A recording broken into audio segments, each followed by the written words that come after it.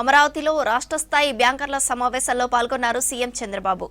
పేదలు ధనిక అనే అంతరాలు తగ్గించేలా బ్యాంకులు కృషి చేయాలని సూచించారు. ఏపీ లిక్కర్ కేసుపై ఏసీబీ కోర్టులో విచారణ జరిగింది. సెప్టెంబర్ 3 నుంచి 12 వరకు మందికి రిమాండ్ పొడిగించింది న్యాయస్థానం. తప్పు చేయకుండా అన్యాయంగా ఇరికించారని కోర్టుకు తెలిపారు రాజ్ కేశిరెడ్డి. పెన్షన్ల తొలగింపు వ్యవహారంపై ఎక్స్లో పోస్ట్ పెట్టారు షర్మిల.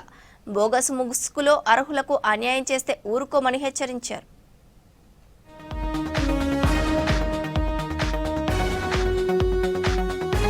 దేశంలో సంపద సృష్టి, ఆర్థికాభివృద్ధి లక్ష్యంగా బ్యాంకులు, ఆర్థిక సంస్థలు సమిష్టిగా పనిచేయాలన్నారు ఏపీ సీఎం చంద్రబాబు. పేదలు ధనిక అనే అంతరాలు తగ్గేందుకు అవసరమైన చర్యలు చేపట్టాలన్నారు. బ్యాంకులు, పబ్లిక్ పాలసీలు ఎప్పుడూ ప్రజల్ని నియంత్రించకూడదని, సంస్కరణల దిశగా ప్రోత్సహించాలని చెప్పారు. మారుతున్న ప్రపంచానికి అనుగుణంగా బ్యాంకర్లు తమ తీరు మార్చుకోవాలన్నారు. అమరావతిలో రాష్ట్ర స్థాయి బ్యాంకర్ల సమావేశంలో పాల్గొన్నారు బాబు.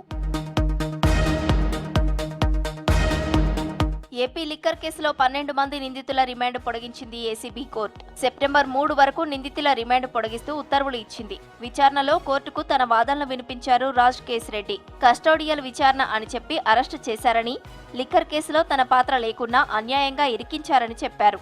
తాను తప్పు చేయలేదని, తప్పు చేసినట్లుగా ఆధారాలు సృష్టించారన్నారు.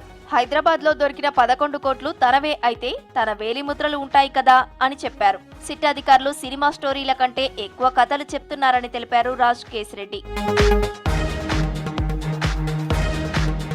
తిరుపతి నుంచి భూమన కరుణాకర్ రెడ్డిని తరిమి కొట్టాలన్నారు TTD chairman BR Naidu. TTD పవిత్రతను కాపాడేందుకు తాము చిత్తశుద్ధితో పనిచేస్తుంటే వైసీపీ నేతలు ముంతాజ్ హోటల్ వ్యవహారంపై సీబీఐ విచారణ కోరటం హాస్యాస్పదమన్నారు. తిరుమలలో ముంతాజ్ హోటల్ నిర్మాణం సరికాదని, హోటల్కు వేరే చోట 25 ఎకరాలు కేటాయించేందుకు ప్రభుత్వం ఒప్పుకుందని చెప్పారు. అయినా టీటీడీ భూములను ప్రైవేటు పరం చేస్తున్నారని, దుష్ప్రచారం చేస్తున్నారని ఫైర్ అయ్యారు బీఆర్ నాయుడు. అంత అవసరమే వచ్చింది నీకు ముంతాజ్ హోటల్కి 20 ఎకరాలు ఇవ్వాలి?